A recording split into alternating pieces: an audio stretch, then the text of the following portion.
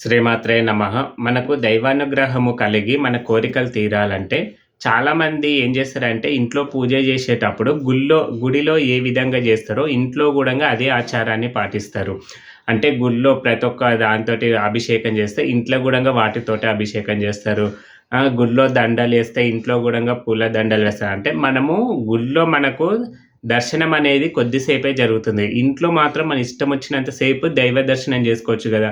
అందుకే మీ ఇంట్లో పూజ జేసేవాళ్ళు మీరు ఏమి పెట్టనవసరం లేదు. ఒక దీపము, ఒక పువ్వు బెట్టి దేవుడికి చూడండి. ఇట్లా జూస్తేనే మన కోరికలు నెరవేరుతాయి. అంతేగాని దేవుడు కనపడకుండా పూలు అవన్నీ ఏసిండనుకో కొంతమంది నేను జూషిన దేవుడిని మొఖం కాడికే కనిపిస్తది. మొత్తం పూలతోటి నింపేస్తారు.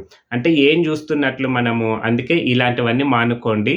దీపము, పువ్వు బెట్టి మనము దేవుడిని జూస్తూ మన కోరిక జెప్పుకుంటే తొందరగా నెరవేరుతుందనమాట. జై శ్రీరామ్.